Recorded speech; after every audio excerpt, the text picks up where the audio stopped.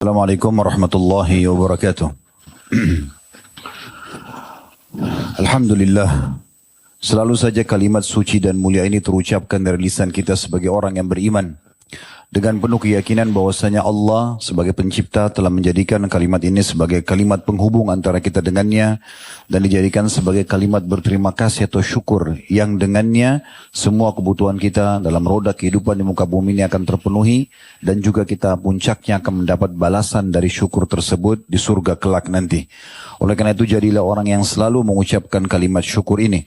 Bahkan Nabi SAW disebutkan dalam sebuah riwayat, kalau nikmat sedang melimpah pada beliau mengatakan alhamdulillahilladzi bi ni'matihi tatimmus shalihat.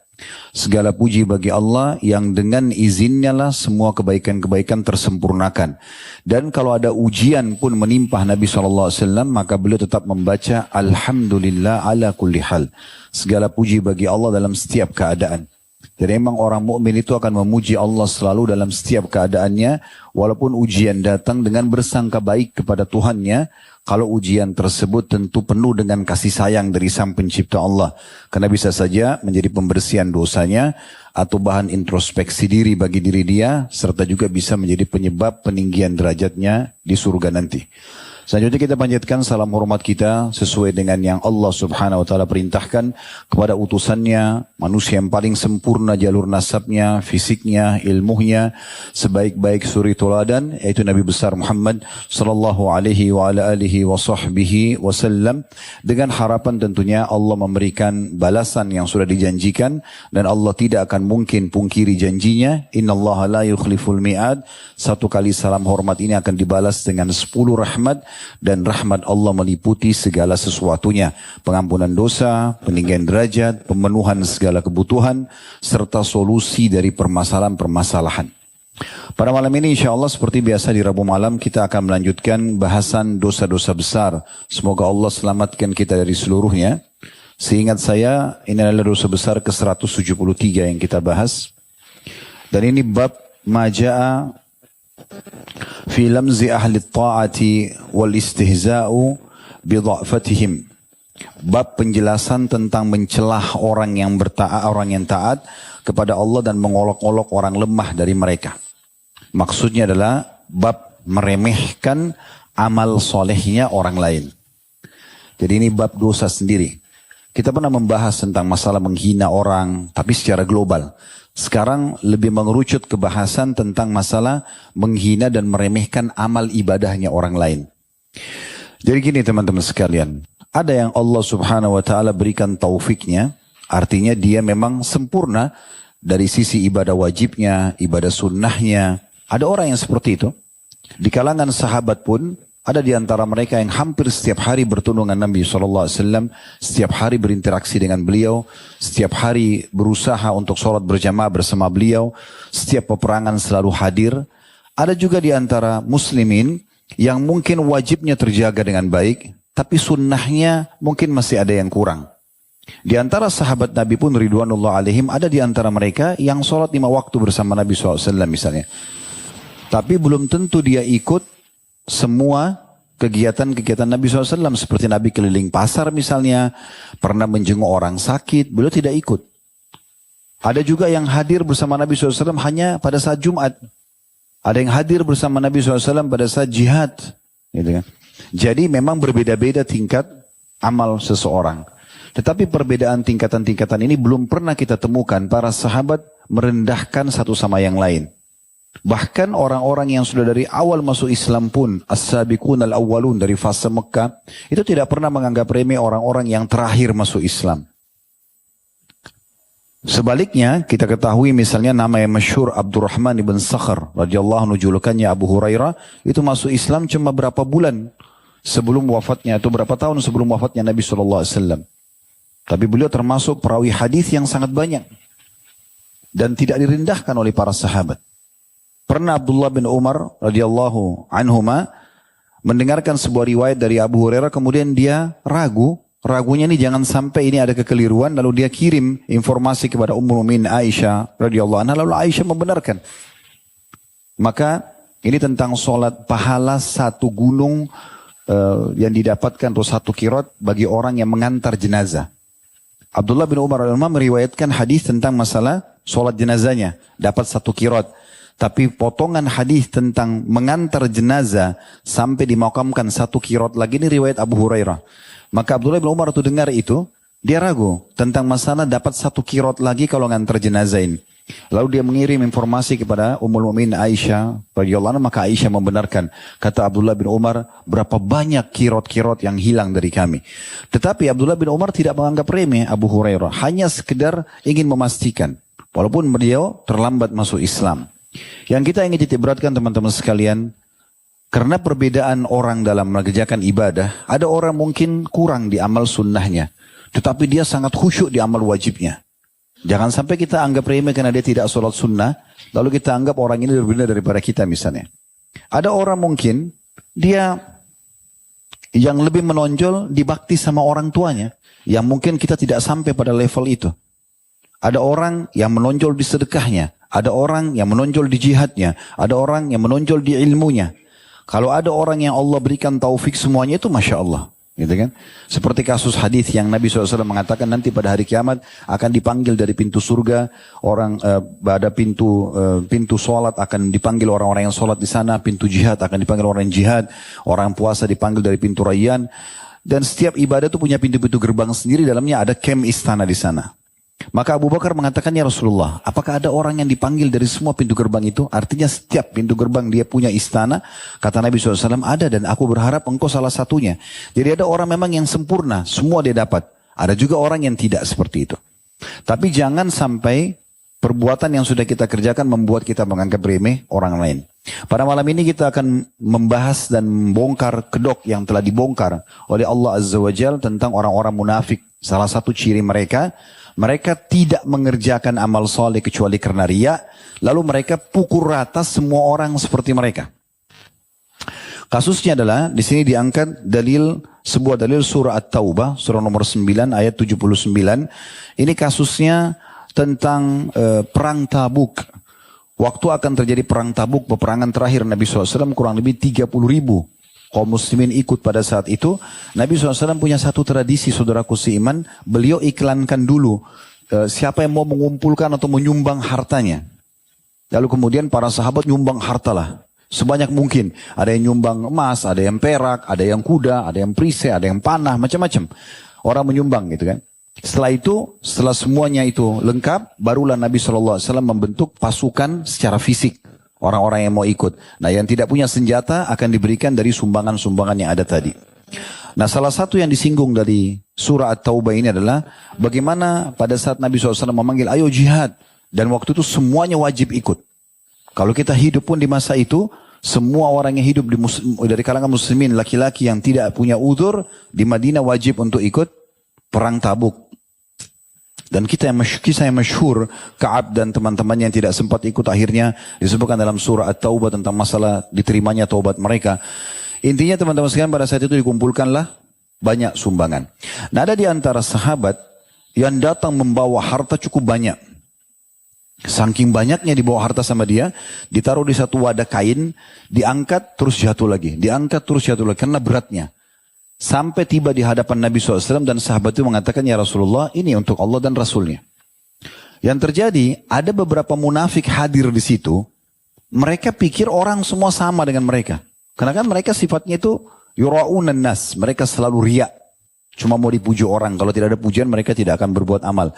Maka mereka berbicara mengatakan, ini pasti riya. Mereka langsung vonis orang yang membawa harta banyak tadi itu adalah riya. Dan ini hati-hati teman-teman sekalian ya. Tidak semua amalan yang dikerjakan di depan orang lain riya. Tidak boleh kita langsung menilai orang. Ya. Karena ada memang ibadah kita harus kerjakan di depan orang. Kayak tadi kita sholat berjamaah. Gak mungkin kita gak sholat di belakang. Haji di majelis ilmu. Pergi haji, kumpul di Arafah, di Mina, di Muzdalifah. Rame-rame. Gitu kan. Gak mungkin tidak. Ada banyak ibadah yang kita kerjakan. Sholat id misalnya. Sholat gerhana.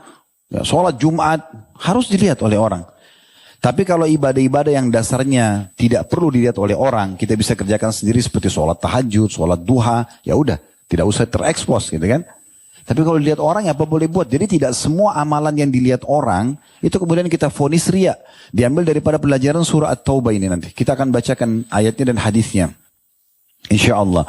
Maka pada saat sahabat membawa itu, karena Nabi SAW yang suruh, siapa yang mau jihad dengan hartanya silakan bawa. Maka sahabat pada bawa semua, karena disuruh bawa pada saat itu di depan umum. Maka dibawalah. Nah, orang mukminin dari kalangan sahabat Ridwanullah alaihim tidak ada yang menilai kalau itu riya. Mereka, oh Masya Allah nih, ya dipuji. Masya Allah nih, bisa nyumbang sebanyak ini. Tapi orang-orang munafik tidak, langsung. Ini pasti riya nih. Padahal uniknya, mereka sendiri nggak nyumbang. Tidak nyumbang. Jadi kalau antum melihat ada orang suka nilai perbuatan orang ini, biasanya dia suka menilai, dia sendiri nggak punya apa-apa. Dia gentong kosong. Gitu. Oh ini riya, padahal dia sendiri nggak nyumbang. Satu butir kurma pun dia nggak nyumbang. Tapi dia nilai amalnya orang lain. Subhanallah, setelah sahabat yang kaya ini datang bawa harta, ada satu sahabat miskin bawa satu keranjang kecil, isinya cuma berapa butir kurma. Nah itu yang diolok-olok lagi sama orang munafik. Ini mau diapakan ini berapa butir kurma? Gitu. Jadi semua salah. Yang nyumbang banyak salah, yang nyumbang sedikit salah. Padahal mereka setengah butir kurma pun tidak nyumbang. Nah itu disebutkan di sini. Baik, saya bacakan dulu riwayatnya. Riwayat Bukhari dan Muslim, di footnote-nya ada di situ ditulis Bukhari nomor 4668 dan Muslim 1018. An Abi Mas'udin radhiyallahu anhu qala lamma nazalat ayatus sadaqah kunna nahmilu ala dhuhurina faja'a rajulun fatasaddaqa bi syai'in katsir faqala mura' wa ja'a rajulun fatasaddaqa bi sa'in faqalu inna Allaha laghaniyun an hadha fanazalat alladhina yalmizuna almutawwi'ina minal mu'minina fis sadaqat. Dari Abu Mas'ud radhiyallahu anhu, beliau berkata, ketika turun ayat tentang sedekah, kami memikul sedekah di pundak-pundak kami. Karena kan Nabi suruh kumpul di masjid, jadi mereka pada pikul semua, pada bawa. Masa dulu tidak ada transfer, orang bawa langsung. Kami memikul sedekah di pundak-pundak kami. Kemudian datanglah seseorang bersedekah dengan sesuatu yang sangat banyak tadi. Dia bawa sampai pakai kain, jahit dengan saking beratnya jatuh ke tanah, diangkat lagi, ya. Lalu orang-orang munafik mengatakan, orang-orang ini riya yang bawa harta banyak tadi. Kemudian datang seseorang bersedekah dengan satu sak saja. Sedikit, cuma satu genggam isinya kurma. Mereka kemudian mengatakan, sungguhnya Allah maha kaya dari sak ini. Saya mau diapakan nih, satu sak begini, gak ada gunanya untuk jihad. Kemudian turunlah firman Allah subhanahu wa ta'ala dalam surah At-Taubah ayat 79. Orang-orang munafik itu, yang artinya orang-orang munafik itu adalah orang-orang yang mencela orang-orang mukmin yang memberi sedekah dengan sukarela. Ini landasan bahasannya dari hadis ini. Namun kita pada malam ini akan lanjutkan dengan bab setelahnya ya. Karena bab setelahnya, bab tentang istihza atau mengolok-olok ini satu bagian. Maka malam ini kita gabungkan dua bahasan. Namun sebelum masuk membahas lanjutan dalil-dalil yang ada, saya ingin menyampaikan dulu teman-teman sekalian. Jadi usahakan kita itu selalu sibuk dengan amal kita. Tidak usah sibuk dengan amal orang lain. Introspeksi diri kita selalu. Kalau ada orang lebih khusyuk daripada kita sholatnya, kita berdoa kepada Allah agar disampaikan pada tingkatan itu. Kalau ada orang yang lalai dari sholatnya, buru-buru, kita nasihatin atau kita doakan, amar ma'ruf nahi mungkar situ ya, karena dia sedang berbuat kesalahan, kena buru-buru dalam sholat, tidak tumaknina misalnya, dan kita bersyukur kepada Allah karena tidak seperti dia.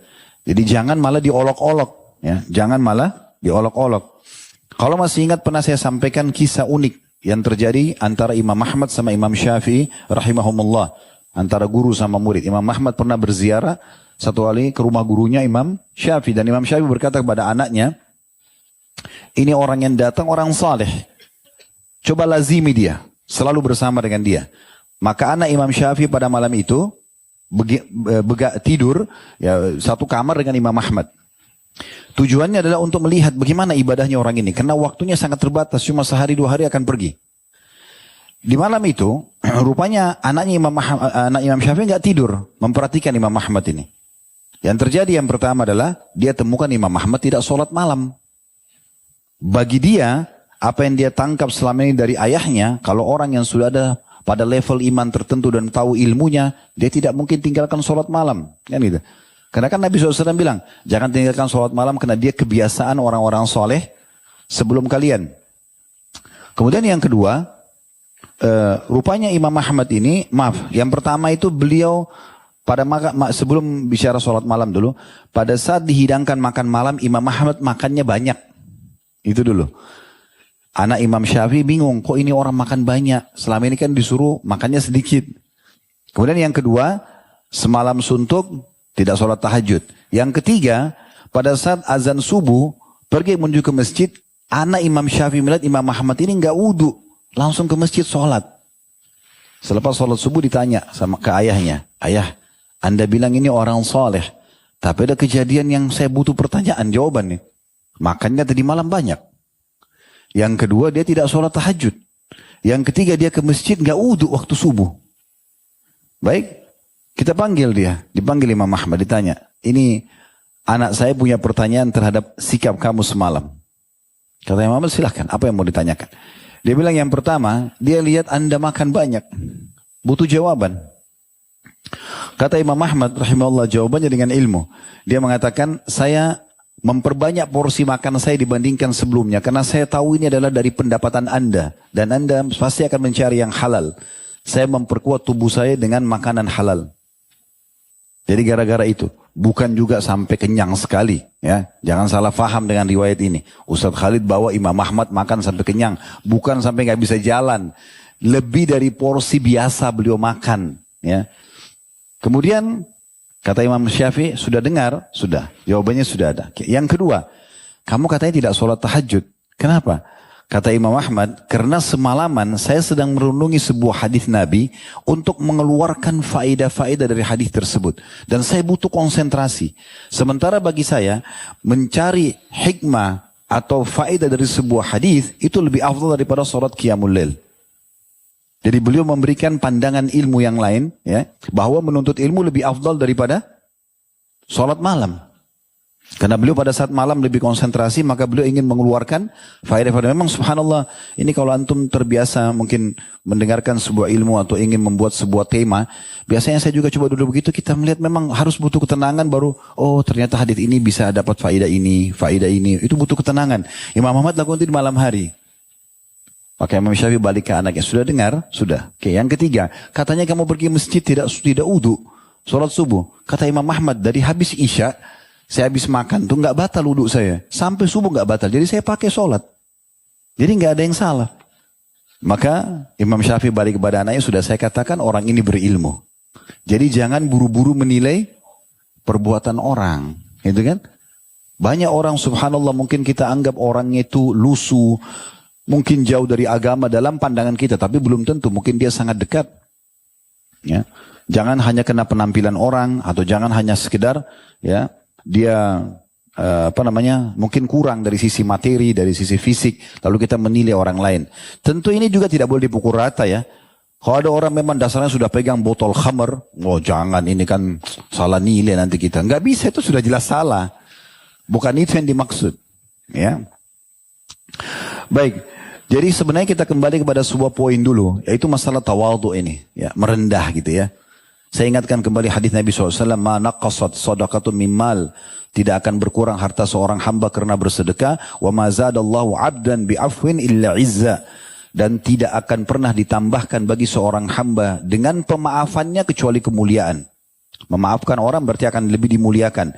Wa ma tawadha'a ahadun lillahi illa rafa'ahu Allah, dan tidak ada orang yang merendah karena Allah, tidak menganggap remeh orang lain. Dia selalu merasa dirinya kurang, sehingga akhirnya dia terus memperbaiki dirinya, kecuali pasti Allah akan tinggikan derajatnya. Hadis ini tentu hadis sahih riwayat Imam Muslim ya. Dan juga perlu kita tahu, hadis Nabi SAW riwayat Muslim yang lain, wa inna Allah auha ilayya, bahwasanya Allah mewahyukan kepadaku, kata Nabi SAW, antawadau, saling merendahlah kalian. Hatta la yafkhar ahadun ala ahad, agar jangan ada satu orang sombong terhadap orang yang lain. Wala yabghi ahadun ala ahad, dan jangan juga seseorang melampaui batas terhadap orang yang lainnya. Dan cukup banyak tentunya dalil-dalil yang berhubungan dengan masalah ini ya. Tapi Nabi SAW menjadi suri tauladan yang terbaik. Beliau walaupun orang yang paling bertakwa kepada Allah, orang yang paling sempurna secara fisik, jalur nasab, harta, kedudukan, beliau pemimpin anak Adam, tapi dikatakan dalam riwayat-riwayat yang sahih Seperti juga hadis yang diriwayatkan Ibnu Hibban dalam sahihnya dan diriwayatkan oleh ulama-ulama yang lain dari hadis yang masyhur Anas radhiyallahu anhu anna Nabi sallallahu alaihi wasallam kana yazurul ansar. Nabi SAW suka menziarahi orang-orang Ansar, penduduk asli Madinah, wa yusallim ala sibyanihi wa yamsahu ru'usahum. Beliau mengucapkan salam kepada anak-anak kecilnya dan mengusap kepala-kepala anak-anak kecil tersebut. Ini bentuk ya bagaimana beliau merendahnya kepada kaum muslimin.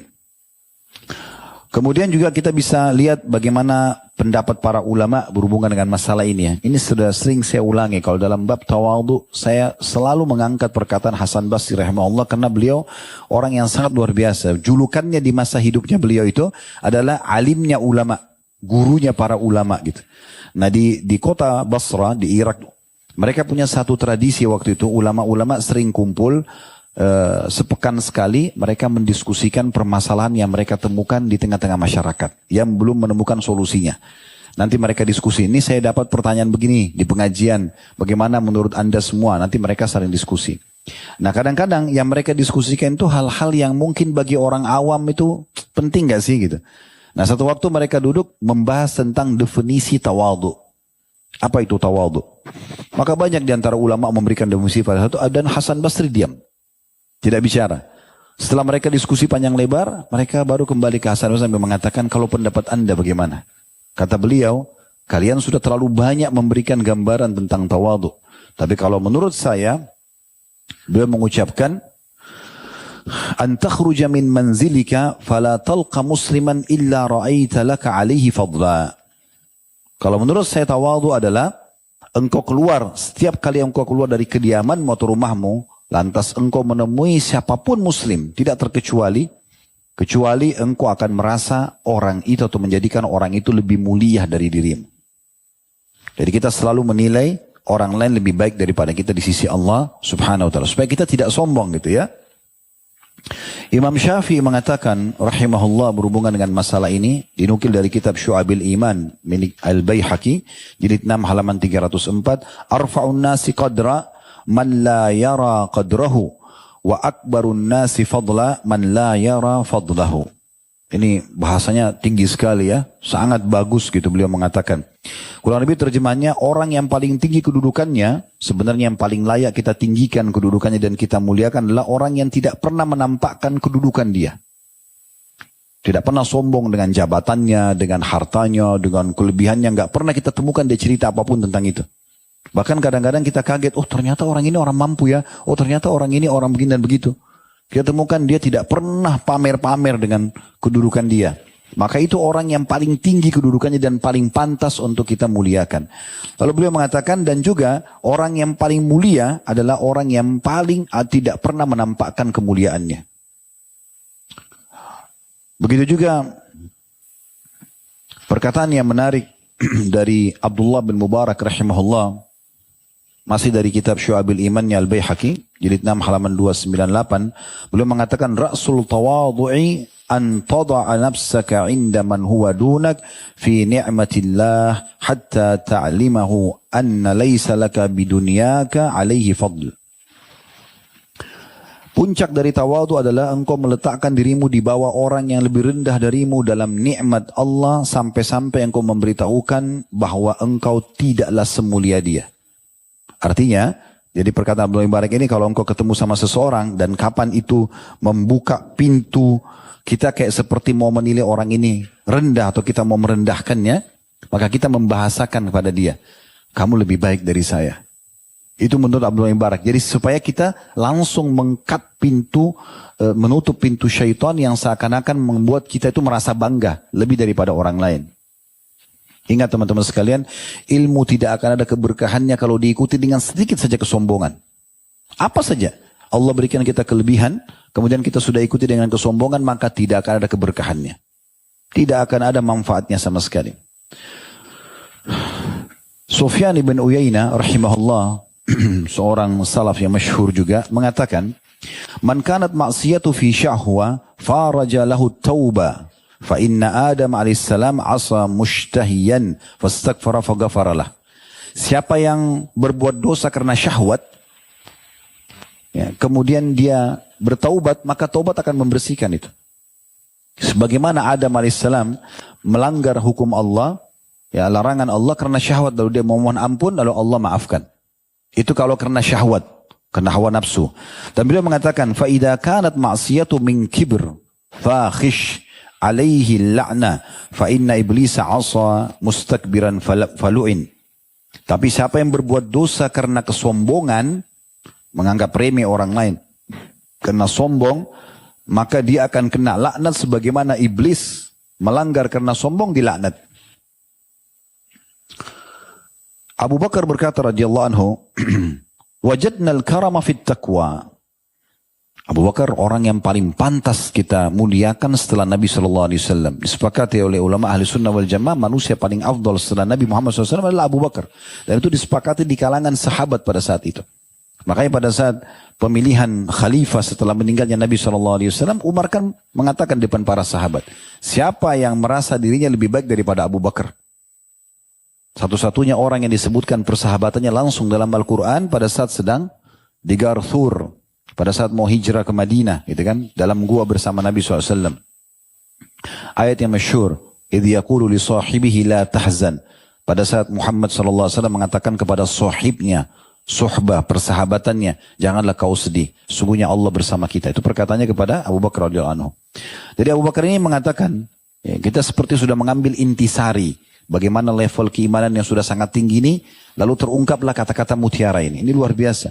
Wajadnal karama fit taqwa. Kami menemukan, mendapati setelah sekian lama pengalaman dalam hidup ini, kemuliaan itu datang dari sifat takwa. Artinya sifat kepatuhan kepada Allah. Apa yang Allah perintahkan kerjakan, apa yang halal dinikmati, apa yang dilarang jauhi. Itulah ya sifat kemuliaan yang terbaik. Kemudian beliau mengatakan wal ghina fil yakin.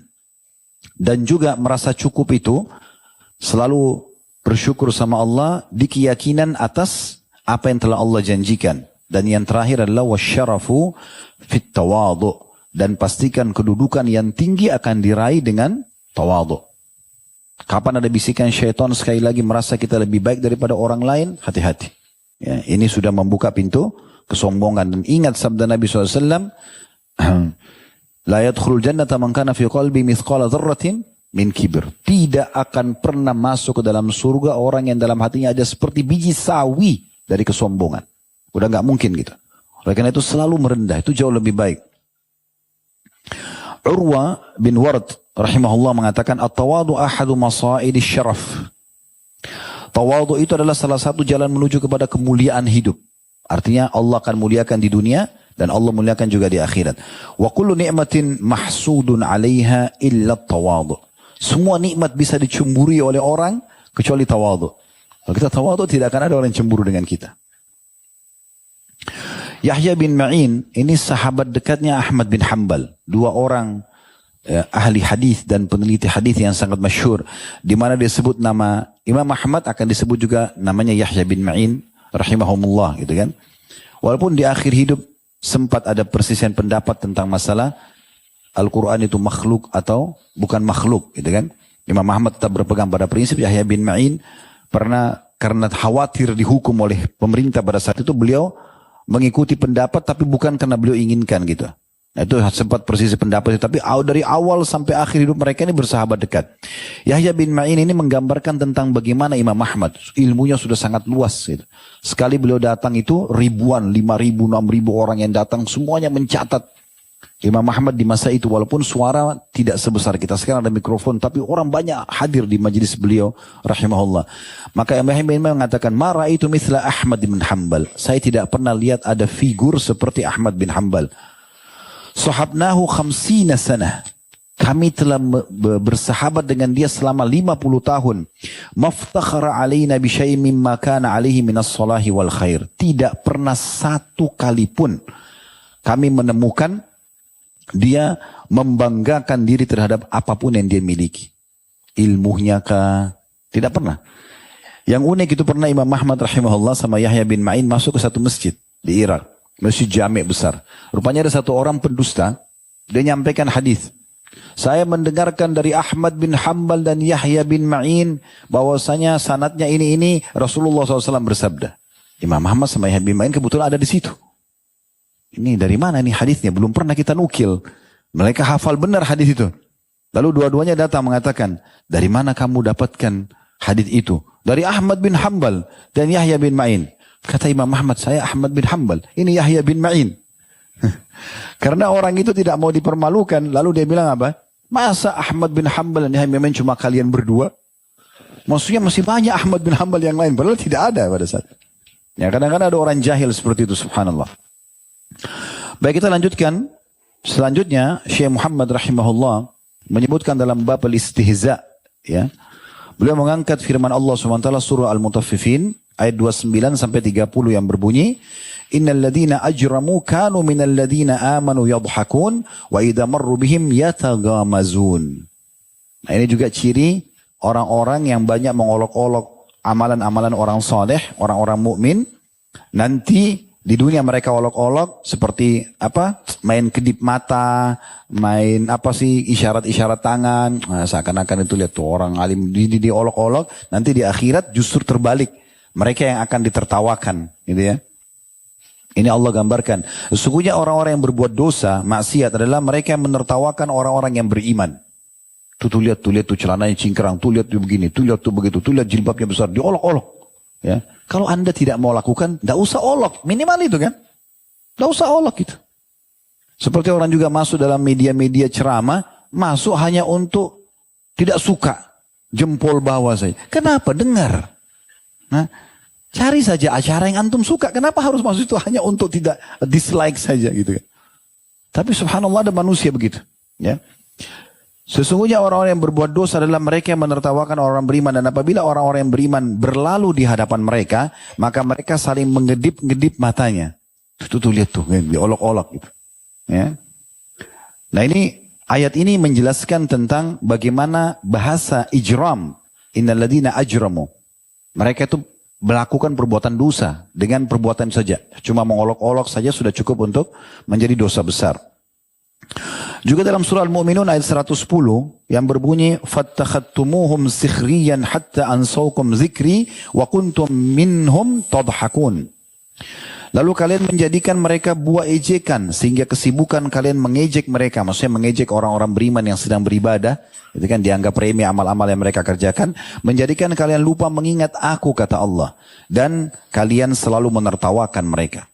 Maksudnya nanti ini di akhirat Allah pun membuat orang-orang beriman yang selama ini diolok-olok akan menertawakan mereka. Terbalik kita.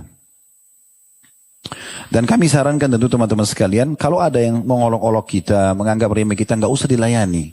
Nggak penting sih. Habisin waktu untuk itu. Siapa tuh si fulan? Nggak ada ilmunya. Nggak apa-apa, biarin aja. Ya sudah, alhamdulillah. Nanti kita belajar lagi gitu kan. Nggak ada masalah. Nggak usah, ini orang mentang-mentang. Ya baru dilihat followernya masih 10.000, saya 30.000. Ini siapa nih? Ini nggak ada tanda-tanda tawadhu gitu, nggak perlu. Jadi nggak usah ditanggapin. Ya. Sama teman-teman yang sibuk di medsos, nggak usah sibuk dengan komen, cari komen terus, bahas komen. Saya nggak pernah baca tuh komen apa isinya itu. Ya. Nanti ada yang komen negatif teman-teman tim karena sampaikan ada begini Ustaz. Ya sudah, dia perlu dijawab-jawab, karena nggak usah. Kalau saya sendiri nggak pernah luangin waktu untuk itu. Untuk apa kita sampaikan materi selesai. Benar ikhlas karena Allah berikan pahala kan gitu. Untuk apa kita habisin waktu melayani hal-hal yang tidak ada gunanya.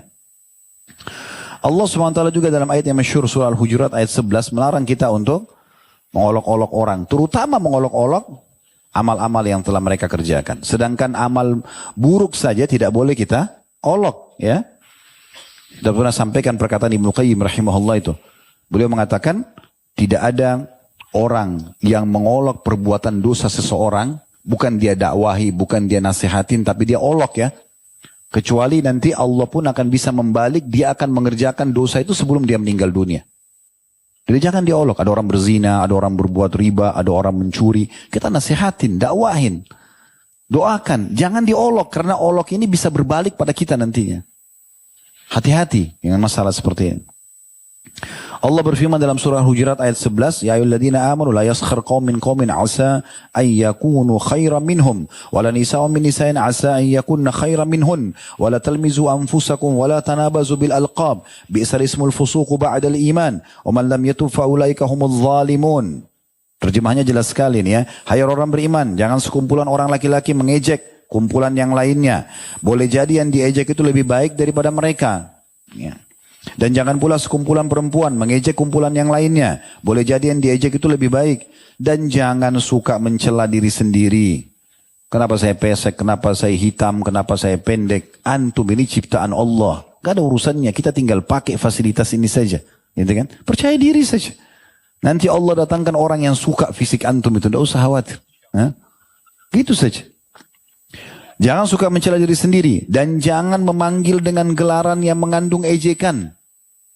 Temannya gendut-gendut misalnya. Atau apalah. Apalah dipanggil. Yang unik ini kadang-kadang suami istri. Subhanallah. Itu. Saya pernah jalan dengan ikhwah begitu tuh. Di mobil sama-sama pulang pengajian. Si suami panggil dengan ejekan istrinya. Walaupun bercanda. Istri juga membalas. Saya tanya apa itu artinya, saya tahu. Rupanya sudah ejekan diringkas lagi gitu. Oh enggak Ustaz, saya biasa bercanda sama dia ini. Dia karena kulitnya hitam, ini karena badannya gendut. Kenapa enggak bilang sayang, cinta? Kenapa enggak bagus saja? Hah? Harus yang jelek-jelek, kenapa? Allah larang itu, enggak boleh. Mengandung jelekan atau ejekan. Begitu juga dengan anak-anak. Ya, enggak boleh dipanggil dengan bahasa-bahasa yang tidak baik. Kata Allah SWT, seburuk-buruk panggilan yang digunakan adalah yang buruk sesudah iman, setelah mengetahui dengan ilmu dan iman. Dan barang siapa yang tidak bertaubat, tetap memanggil dengan ejekan-ejekan, tetap mengolok-olok orang, ya, maka mereka itu adalah orang-orang yang zalim. Lalu beliau mengangkat hadis Nabi SAW riwayat Al-Baihaqi dalam Syu'abil Iman. Hadis dari Al-Hasan radhiyallahu anhu, beliau mengatakan, kata Nabi SAW, innal mustahzi'ina bin nasi yuftahu li ahadihim fil akhirah babun minal jannah. Sesungguhnya orang-orang yang suka mengolok-olok orang lain akan dibukakan untuk mereka salah satu, ya, di akhirat nanti pintu surga. Orang yang suka olok-olok orang lain nanti di akhirat dibukakan satu pintu surga. Fayuqalu lahu halumma halumma. Dikatakan kepada mereka, ayo sini, ayo sini. Malaikat panggil seakan-akan silakan masuk. Yang suka olok-olok yang dipanggil masuk ke surga, ya. Fayaji'u biqarbihi wa gammihi. Kemudian dia pun datang dalam kondisi dia letih dan dia sedih. Entah kenapa pada saat itu, tapi dia merasakan itu. Fa'idha ja'u glikaduna. Pada saat dia tiba di pintu itu, ditutup pintu itu. Dia pun diolok-olok nanti gitu. Ya. Ini di surga, ya. Dipanggil sama malaikat, begitu sudah datang ditutupin pintu. Kemudian dikatakan, Thumma yuftahu lahu babun akhar. Lalu dibukakan untuknya pintu yang lain. Fayuqalu lahu halumma halumma. Dikatakan oleh para malaikat, ayo ke sini, ayo ke sini. Dipanggil lagi di pintu yang lainnya. Fayaji'u biqarbihi wa gammihi. Lalu dia pun datang dalam kondisi ya sedih, letih gitu kan. Dia datang mendatangi pintu itu. Fa idza ja'u glikaduna. Pada saat tiba di pintu kedua ditutupin lagi pintu. Ya. Kemudian dikatakan dalam hadis ini, fama yazalu kadzalika hatta inna ahadahum la yuftahu lahul bab min abwabil jannah fayuqalu halumma fama ya'tihi minal ya's. Terus saja dia dipanggil begitu, ditutup, dipanggil lagi pintu sana. Ayo, ayo kesini, kesini. Ditutup lagi. Begitu terus. Sampai akhirnya kata Nabi SAW, pada saat dibuka pintu-pintu selanjutnya, maka mereka sudah tidak mau datang lagi karena sudah putus asa. Artinya tidak masuk surga. Itu intinya. Hanya karena selama di dunia mengolok-olok orang lain. Baik, hadis terakhir yang diangkat oleh beliau adalah hadis riwayat Ibnu Abi Hatim dari hadis Ibnu Amir radhiyallahu anhu bahwasanya Nabi SAW bersabda, man mata hammazan lammazan mulkiban linnasi kana alamatuhu an yasimahu Allahu alal khurtumi min kila shidqaini. Ya.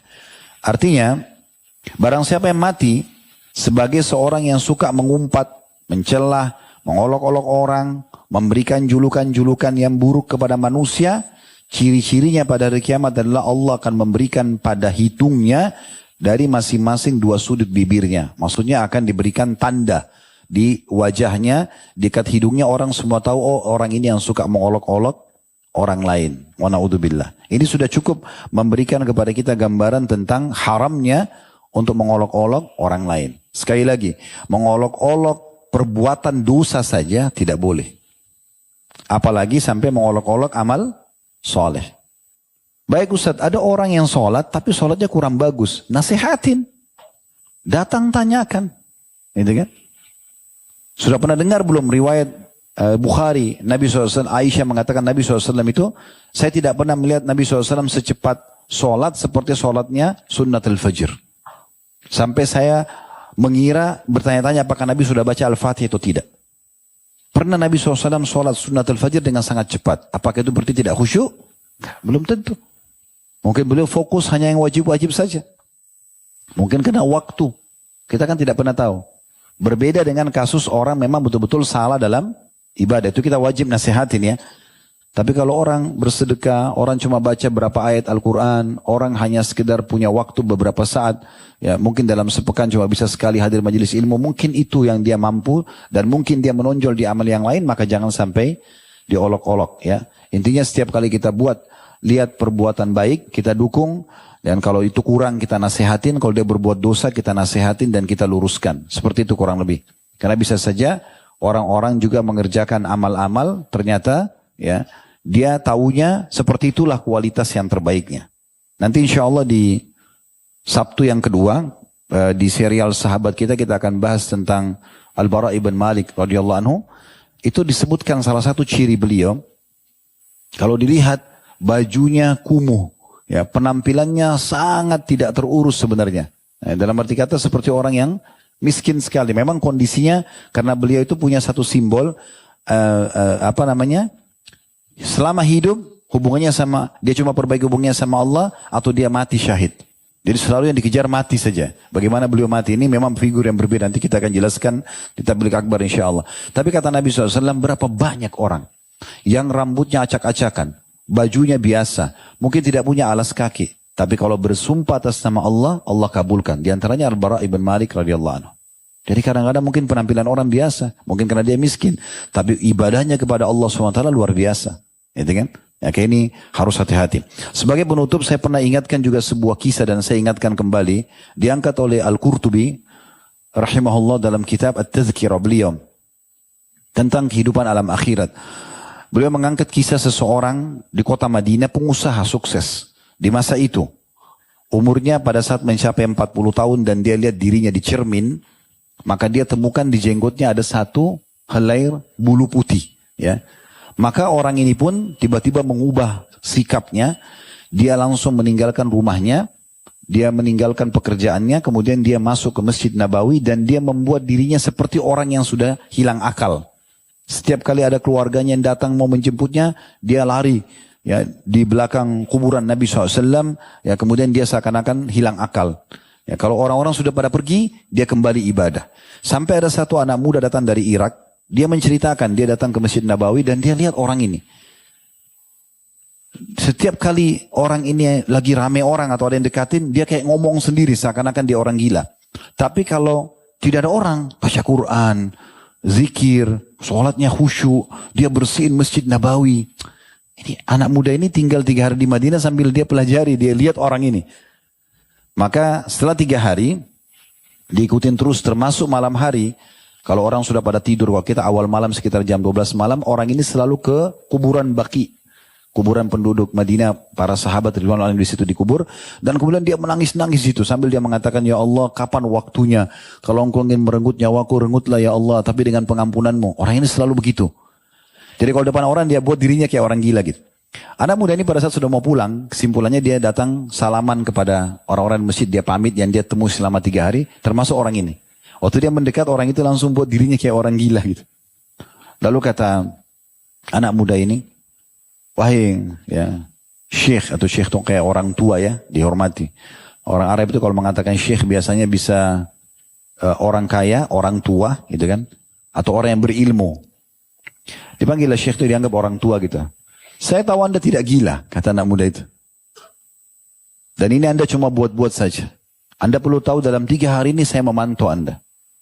Di saat orang mendekat, Anda buat diri Anda seperti ini. Tapi kalau tidak, Anda selalu sholat, Anda berzikir, bahkan Anda ke Baqi pun saya ikut malam-malam. Kaget orang itu. Lalu dia mengatakan, apa kok ikutin seperti itu? Dia bilang, iya. Tapi saya cuma mau tahu satu, kenapa Anda buat ini? Dia bilang, orang ini cerita, kalau emang itu kau bertanya, usaha saya sudah Allah sukseskan. Saya sudah punya istri, punya anak, mereka sudah berjalan, sudah bagus, sudah teratur rapi. Di saat umur 40 tahun, sekitar mungkin beberapa tahun yang lalu, saya sempat melihat diri saya di cermin, saya lihat ada satu helai jenggot saya berwarna putih. Dan saya mengingat firman Allah subhanahu wa ta'ala, waja'akumun nadhir, dan telah datang kepada kalian pemberi peringatan. Maka salah satu pendapat ulama adalah munculnya uban. Berarti menandakan sudah dekat dengan kematian. Ada pendapat yang lain mengatakan lahirnya keturunan, ada yang mengatakan meninggalnya tetangga, dan banyak pendapat yang lain. Tapi pendapat salah satunya adalah munculnya uban ini. Maka dia bilang semenjak itu saya berpikir saya harus bisa menyelamatkan diri saya. Oleh karena itu saya coba membuat diri saya seperti ini supaya saya selalu fokus untuk jaga ibadah di Masjid Nabawi. Padahal dalam pandangan orang ini orang gila, subhanallah. Tapi ternyata dia adalah ahli ibadah. Allahu alam. Jadi hati-hati dalam menilai orang supaya tidak salah insyaAllah. Dan insyaAllah kedepannya kita akan membahas khusus bab yang lain, yaitu bab tarwi' muslim atau bab menakut-nakuti seorang muslim. Subhanakallahumma bihamdika asyhadu an la ilaha illa anta astaghfiruka wa atubu ilaik. Wassalamualaikum warahmatullahi wabarakatuh.